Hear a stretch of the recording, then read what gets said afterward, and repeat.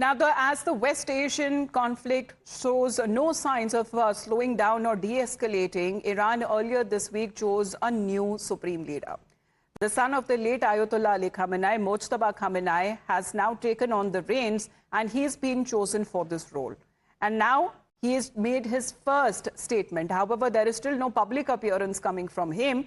But this is a strongly worded statement that Mojtaba Khamenei seems to be warning that the strategic Strait of Hormuz, which is the world's most critical oil shipping routes, will remain shut as the conflict continues.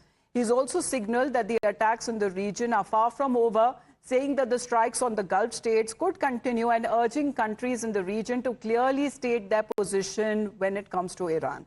Mojtaba Khamenei has further vowed that Iran will not forget what he called as the blood of martyrs, including the attack that happened in the Minab school, promising retaliation and warning that all of U.S. military bases in the region should be shut down immediately.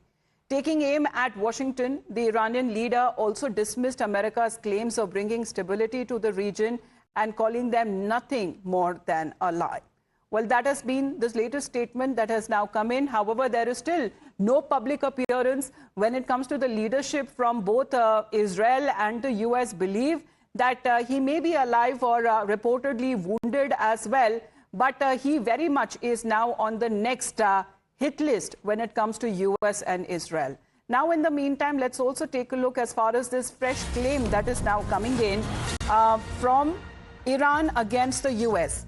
Now, this is the Iranian foreign minister saying that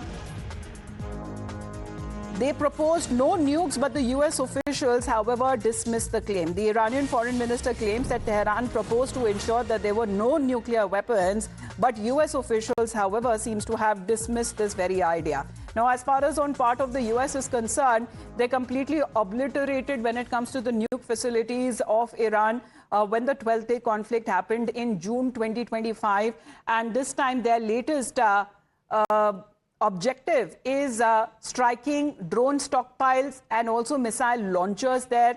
But when it comes to reviving of the nuke facilities, where President Trump has given that statement multiple times that the terrorist regime of Iran will not be allowed to have a nuclear weapon at any cost, here is the Iranian foreign minister who seems to claim that Tehran actually proposed to ensure that there would be no nuclear weapons, but the U.S. officials, however, dismissed that claim. Let's, in the meantime, take a look, what the foreign minister of Iran seems to be of the opinion, because remember when this war started, there was already dialogue that was taking place between the U.S. and Iran in Geneva, but it seems on the hindsight, when this joint Israeli and U.S. strikes were launched against Iran, the Irani foreign minister says that the factual knowledge on this issue is what matters the most.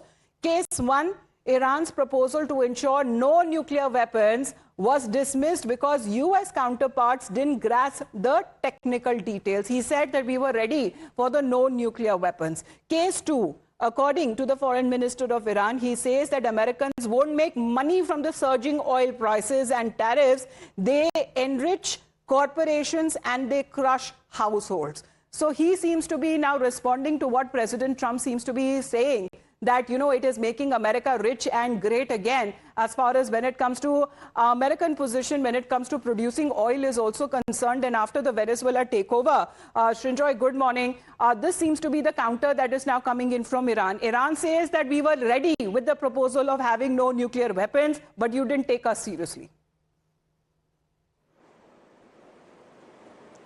Yes, that's what the Iranians have been saying. That and others too. The fact that they were at the last hurdle, which had to be negotiated, and they were almost done when the war began, where the discussions in Geneva were very fruitful, very positive, and better than earlier discussions. So now, what happened now is the question, because the Iranians say they were very close to an agreement. So if you're close to an agreement, do you want to go to war? That's really the question. Was Israel the country that persuaded America to go to war? Is also a question that's being asked. Absolutely, because, when it comes to certain demands, Shinjoy, that has been kept forth by Iran, strategically also speaking, they know in a way that that's going to be rejected on part of US in Israel. So are they making this war for, the US unsurvivable as far as when it comes to prolonged, and what the new supreme leader also seems to be saying, that they are ready for a sustained long war?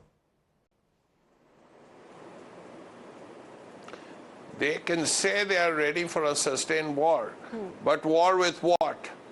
If the Americans are correct, and I repeat, if the Americans are correct, Iran has no navy.